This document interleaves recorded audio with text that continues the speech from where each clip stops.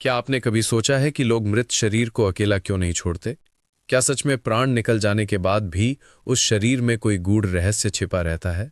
अगर शव को थोड़ी देर के लिए भी अकेला छोड़ दिया जाए तो क्या कुछ अनहोनी हो सकती है?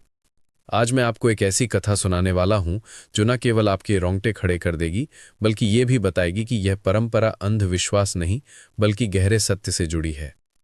एक बार की बात है, द्वारका की संध्या अत्यंत मोहक थी। समुद्र की लहरें तट से टकरा रही थी और महल के प्रांगण में शांति छाई हुई थी। लेकिन गरुड़ जी के मन में हलचल थी।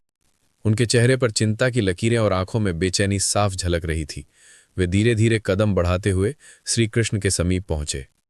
कृष्ण जी कमलासन पर विराजमान थे। उनके चेहरे पर वही दिव्य मुस्कान थी जो हर चिंता को मिटा देती थी। किंतु आज गरुड़ जी को देखकर उनके नेत्रों में प्रश्न था। कृष्ण जी बोले, गरुड़, आज तुम्हारे पंख स्थिर हैं और मुख पर चिंता की छाया क्यों है? तुम तो सदैव निडर और प्रसन्न रहते हो, आज ऐसा क्या हुआ? गरुड़ जी बोले, प्रभु, ये सत्य है कि मैं निडर हूं, पर एक प्रश्न है जो मेरे भीतर तूफान की तरह उमड़ रहा है। कई बार उसे मन से निकालना चाहा, लेकिन हर बार लौट आता है। कृष्ण मुस्कुराए, गरुड़, तुम्हारे प्रश्न मेरे लिए बोझ नहीं, सत्य के द्वार हैं। बताओ, क्या जानना चाहते हो? गरुड़ जी ने कहा, प्रभु, जब कोई मनुष्य मर जाता है, लोग कहते हैं कि शव को अकेला नहीं छोड़ना चाहिए। मैं समझ नहीं पाता क्यों। जब प्राण निकल जाते हैं तो वो शरीर तो केवल मिट्टी रह जाता है, फिर उससे भय क्यों?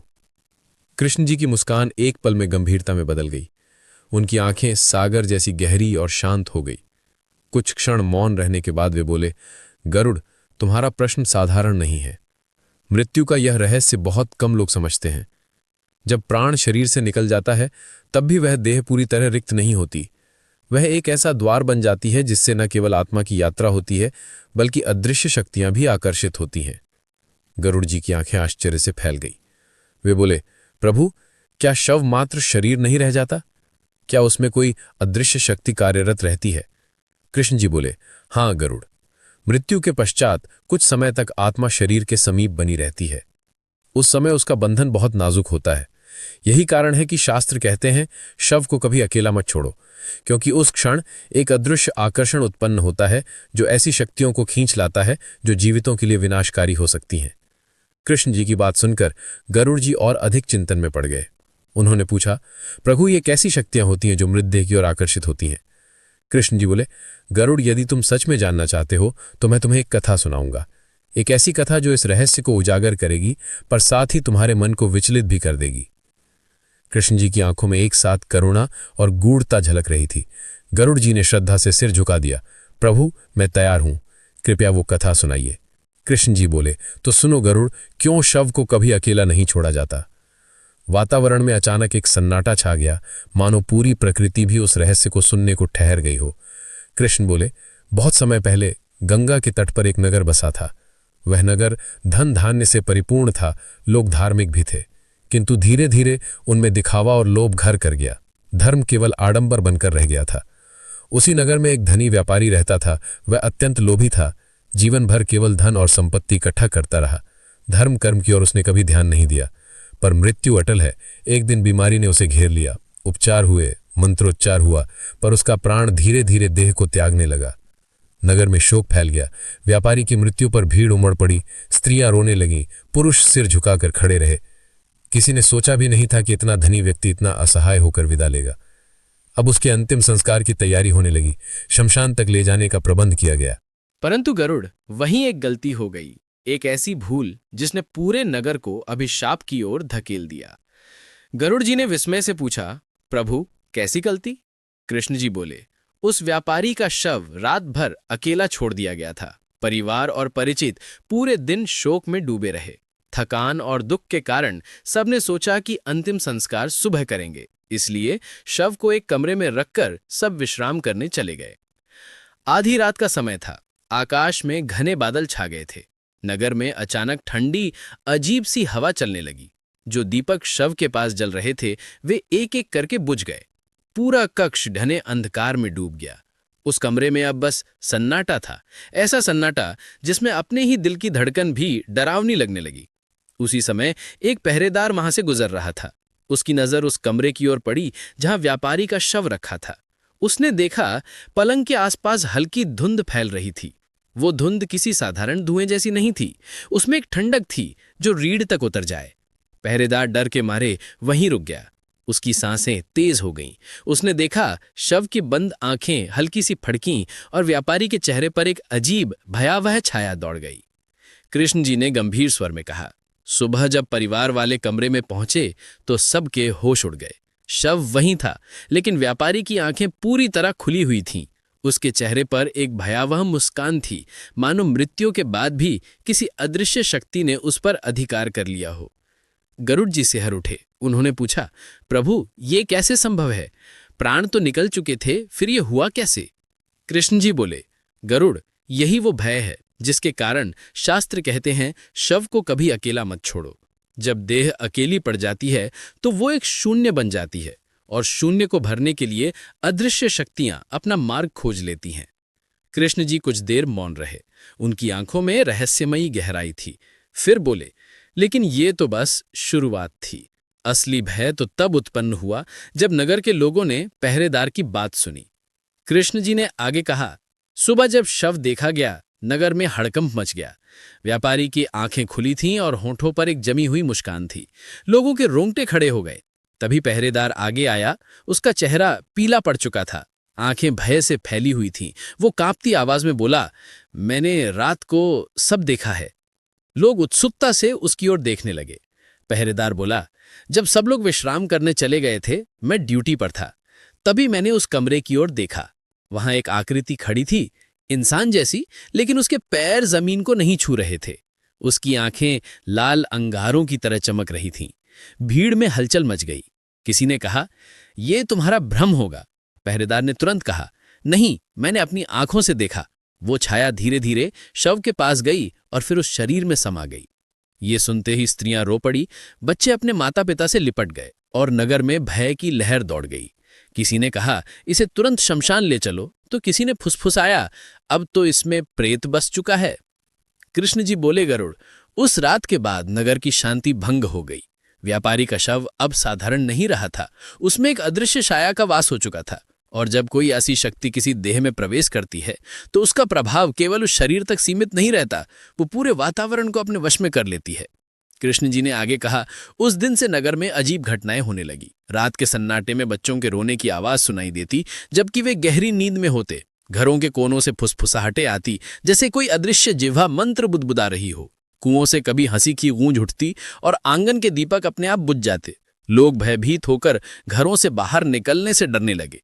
व्यापारी के परिवार ने निर्णय लिया कि शव को तुरंत शमशान ले जाना ही उचित होगा। उन्होंने शव को चिता पर रखा और अग्नि प्रज्वलित करने का प्रयास किया, किंतु आश्चर्य यह हुआ कि हर बार अग्नि जलने से पहले स्वयं बुझ जाती। 3 बार कोशिश की गई और तीनों बार वही परिणाम हुआ।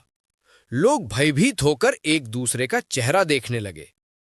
गरुड़ जी ने विस्मित होकर पूछा, प्रभु, अग्नि क्यों नहीं जली? क्या वो अदृश्य शक्ति अग्नि को भी रोक रही थी? कृष्ण जी बोले, हां गरुड़, जब कोई प्रेत किसी देह में समा जाता है तो वो उस शरीर को अपना निवास बना लेता है।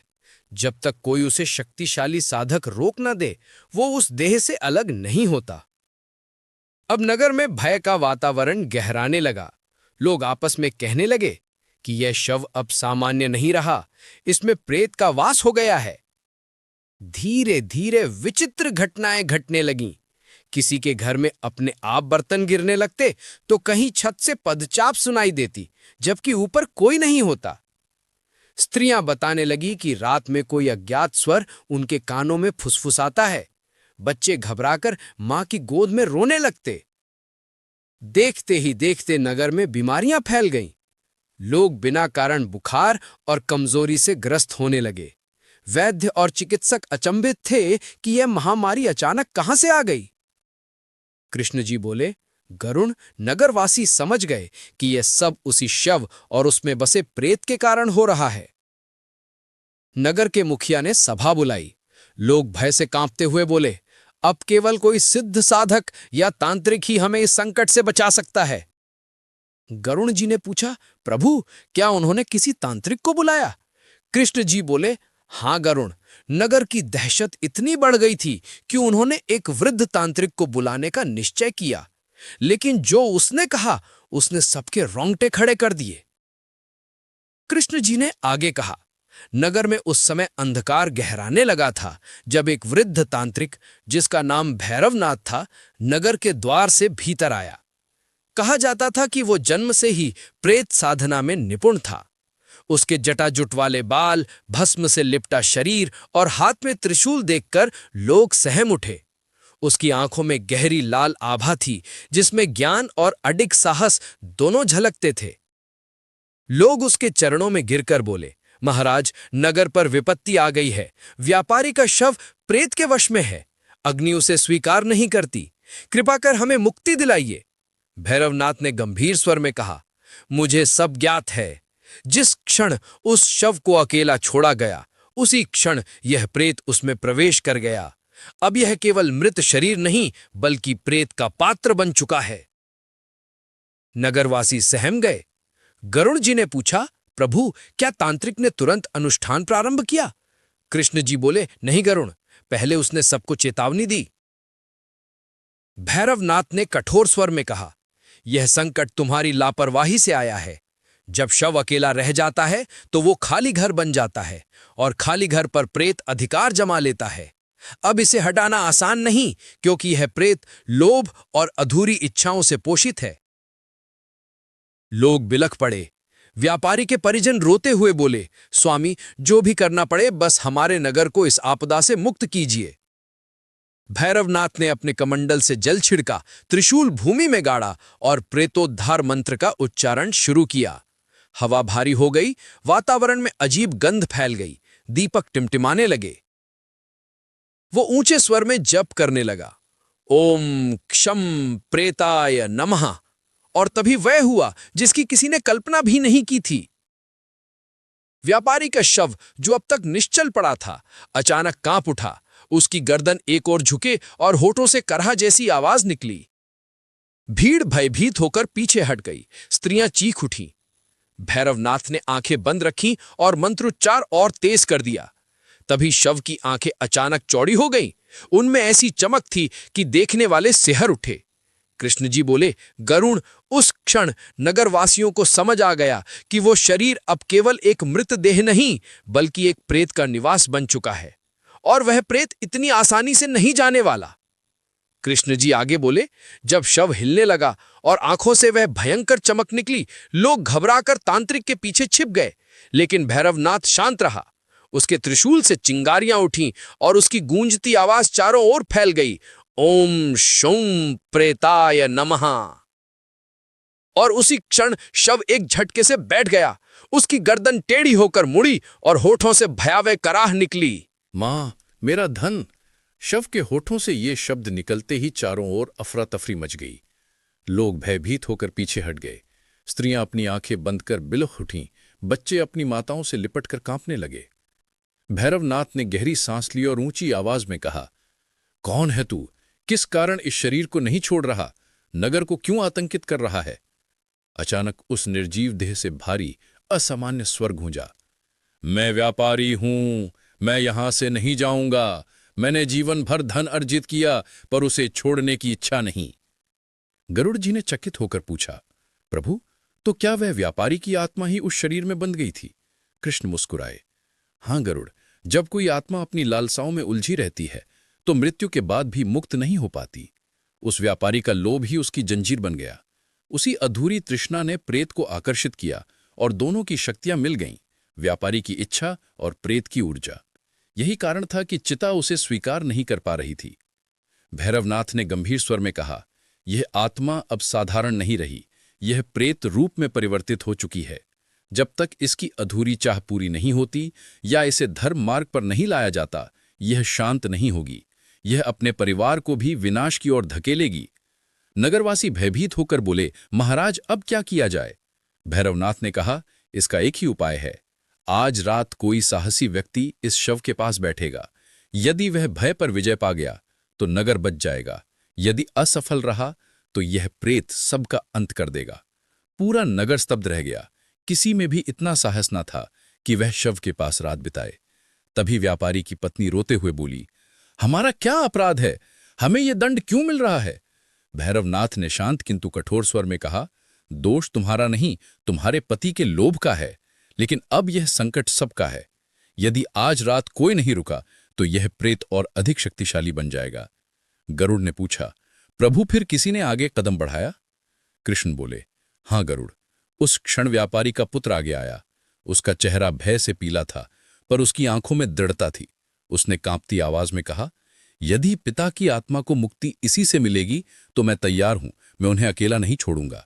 नगरवासी स्तब्ध रह गए। मां रोते हुए बोली, नहीं बेटा, मत जाओ, वह अब तुम्हारे पिता नहीं, एक प्रेत का आश्रय है। पुत्र ने आंसू पोंछते हुए कहा, मां, अगर मैं नहीं गया तो नगर नष्ट हो जाएगा, पिता की मुक्ति भी अधूरी रह जाएगी। भैरवनाथ ने उसके कंधे पर हाथ रखकर कहा, स्मरण रखना, भय तुम्हारे मन पर आक्रमण करेगा, पर यदि तुम भगवान का नाम लेते हुए अडिग रहे तो न प्रेत कुछ कर पाएगा न भय। रात गहराने लगी। शव के पास दीपक जलाया गया। नगर के लोग दूर से देख रहे थे। कोई पास जाने का साहस न कर पाया। व्यापारी का पुत्र अकेला बैठा था, भय से कांपता, पर भगवान का नाम उसके होठों पर था। समय धीरे धीरे बीतने लगा। जब घड़ी ने आधी रात का घंटा बजाया, एक ठंडी हवा का झोंका कमरे में आया। दीपक बुरी तरह डगमगाया। तभी शव ने धीरे धीरे सिर उठाया। उसकी आंखें लाल प्रकाश से चमकने लगीं, होंठ हिले और गहरी डरावनी आवाज गूंजी, पुत्र मेरे पास आओ। बाहर खड़ी स्त्रियां चीख पड़ी। नगरवासी भय से पीछे हट गए, पर पुत्र वहीं बैठा रहा। उसका शरीर पसीने से तर था, फिर भी वह डटा रहा। उसने कांपती आवाज में कहा, यदि आप सच में मेरे पिता हैं तो बताइए, आपकी आत्मा को मुक्ति कैसे मिलेगी? तभी शव से भयानक हंसी गूंजी, जो पूरे नगर में गूंज उठी। कृष्ण बोले, गरुड़, वह आवाज पिता की नहीं थी, वह प्रेत की थी, और वही रात नगर के भाग्य का निर्णय करने वाली थी। आवाज इतनी भयावह थी कि दीपक की लौ एक झटके में बुझ गई। पूरा कमरा घने अंधकार में डूब गया। केवल शव की आंखों से लाल रोशनी झिलमिला रही थी, जैसे अंधेरे में दो अंगारे जल रहे हों। वही भयानक आवाज गूंजी, मुझे मेरा धन चाहिए, मेरा सोना, मेरी गुप्त गुफा का खजाना। जब तक वह नहीं मिलेगा मैं नहीं जाऊंगा। नगर के लोग स्तब्ध रह गए। परिवार के सदस्य चीख उठे। किसी ने घबरा कर कहा, यह व्यापारी की आत्मा नहीं, यह तो प्रेत है, यह तो लोभ की आवाज है। भैरवनाथ ने तुरंत अपने त्रिशूल को थामकर ऊंची आवाज में मंत्रोच्चार आरंभ कर दिया। हवा भारी हो गई और कमरे में एक दिव्य ज्योति फैलने लगी। वह उजाला धीरे धीरे अंधकार को चीरता हुआ चारों ओर फैल गया। शव की आंखें कुछ क्षणों के लिए झपक गईं। कृष्ण बोले, गरुड़, उसी पल व्यापारी की आत्मा और उस प्रेत के बीच भीषण संघर्ष शुरू हुआ। आत्मा मुक्ति की ओर बढ़ना चाहती थी, पर लोभ ने उसे जकड़ रखा था। जब भी कोई जीव अपने मोह से नहीं छूटता, प्रेत उसी कमजोरी का लाभ उठाकर उस पर अधिकार कर लेता है। व्यापारी का पुत्र भय से कांपती आवाज में बोला, पिताजी, उस धन का क्या मूल्य है? वही धन अब आपका बंधन बन गया है। उसे त्याग दीजिए और प्रभु का नाम लीजिए। शव कुछ क्षण तक थरथराया, फिर उसके मुंह से एक तेज चीख निकली, मानो भीतर दो शक्तियां भिड़ रही हों, एक लोभ की और दूसरी आत्मा की। अचानक आकाश से एक तेजस्वी आभा उतरी। वातावरण में दिव्यता भर गई। हवा में घंटियों और शंख की ध्वनि गूंजने लगी। नगर के लोग विस्मय में ऊपर देखने लगे। वहां प्रकाश का एक विशाल गोला दिखाई दिया, जो धीरे धीरे कमरे की ओर उतर रहा था। कृष्ण बोले, गरुड़, वह क्षण नगर के इतिहास में अमर हो गया। उस दिव्य आभा ने कमरे को प्रकाशित कर दिया। व्यापारी का पुत्र रोते हुए ईश्वर का नाम जप रहा था, और उसी नाम की शक्ति से प्रेत की ताकत कमजोर पड़ने लगी। शव ने एक आखिरी बार चीख मारी और जमीन पर गिर पड़ा। उसकी आंखों की लाल चमक बुझ गई। दीपक अपने आप फिर से प्रज्वलित हो गया। गरुड़ जी ने आश्चर्य से पूछा, प्रभु, तो क्या उस दिव्य प्रकाश ने नगर को बचा लिया? कृष्ण मुस्कुराए, गरुड़, उस प्रकाश ने केवल संकेत दिया था। असली परीक्षा अभी बाकी थी, क्योंकि आत्मा का बंधन पूरी तरह नहीं टूटा था। जब तक यह बंधन नहीं टूटता, तब तक मुक्ति और शांति दोनों असंभव हैं। कृष्ण आगे बोले, उस दिव्य ज्योति के उतरने से प्रेत की शक्ति कमजोर हो गई थी। शव निश्चल हो गया, पर नगरवासी अब भी भय से जमे हुए थे। व्यापारी का पुत्र आंखों से आंसू पोंछते हुए भगवान का नाम जप रहा था, और यही समय था जब सबको यह सत्य बताना आवश्यक हो गया था कि शव को कभी अकेला क्यों नहीं छोड़ा जाता। गरुड़ ने पूछा, प्रभु, वह सत्य क्या है? कृष्ण ने गंभीर स्वर में कहा, जब किसी का प्राण निकलता है तब उसका शरीर केवल मिट्टी नहीं रह जाता। उस समय आत्मा और शरीर के बीच एक सूक्ष्म संबंध रह जाता है, एक महीन डोर जो पूरी तरह तुरंत नहीं टूटती। उसी अवधि में शव एक ऐसा द्वार बन जाता है जिसे देख अदृश्य शक्तियां आकर्षित होती हैं। गरुड़ की आंखें फैल गईं। तो प्रभु, शव के पास पहरा रखने का कारण यही है? कृष्ण बोले, हाँ गरुड़, जब शव अकेला छोड़ दिया जाता है वह शून्य बन जाता है, और यह सृष्टि कभी शून्य को खाली नहीं रहने देती। उस रिक्त स्थान को भरने के लिए प्रेत, पिशाच और नकारात्मक ऊर्जाएं दौड़ पड़ती हैं। इसीलिए कहा गया है, शव को कभी अकेला मत छोड़ो, क्योंकि वहां अदृश्य संसार की शक्तियां प्रतीक्षा में रहती हैं। कहा गया है कि कुछ शक्तियां ऐसी होती हैं जो मृत देह को अपना ठिकाना बना लेती हैं। यही वजह है कि धर्म ग्रंथों में स्पष्ट कहा गया है, शव को कभी अकेला मत छोड़ो। भगवान कृष्ण ने गरुड़ से कहा, आत्मा मृत्यु के बाद भी कुछ समय अपने शरीर के आसपास रहती है। उसे तभी शांति मिलती है जब उसके पास भजन, मंत्र और धर्म का वातावरण होता है। लेकिन यदि शव अंधेरे में अकेला पड़ा रहे तो आत्मा असुरक्षित हो जाती है और तब प्रेतात्मिक शक्तियां उस पर अधिकार कर लेती हैं। गरुड़ भयभीत होकर बोले, प्रभु, क्या हर मृत शरीर के साथ ऐसा होता है? कृष्ण मुस्कुराए और बोले, हर बार नहीं गरुड़। जो आत्माएं सत्य और धर्म से जुड़ी होती हैं, उनके कर्म पवित्र होते हैं, वे शीघ्र ही परमात्मा की ओर प्रस्थान करती हैं। लेकिन जिन आत्माओं को लोभ, मोह या अधूरी इच्छाएं बांध लेती हैं, वे देह से मुक्त नहीं हो पाती। ऐसे शव प्रेत शक्तियों के लिए सबसे बड़ा आकर्षण बन जाते हैं। नगरवासी तब समझ पाए कि व्यापारी की मृत्यु के बाद जो भयावह घटना घटी वो क्यों हुई। उसके लोभ और शव को अकेला छोड़ने की भूल ने प्रेत को अवसर दिया।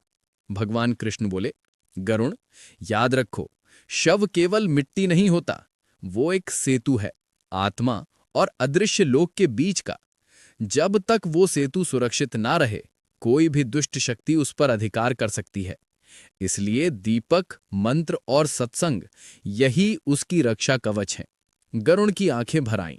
उन्होंने कहा, प्रभु, अब मुझे ज्ञात हुआ कि जिसे मैं अंधविश्वास समझता था वो गहरा रहस्य है। कृष्ण बोले, गरुड़, सत्य कभी अंधविश्वास नहीं होता, वो तब तक रहस्य रहता है जब तक उसे समझा ना जाए। दोस्तों, मृत्यु ये वो शब्द है जिसे सुनकर हर इंसान कांप उठता है, लेकिन यही जीवन का सबसे बड़ा सत्य है।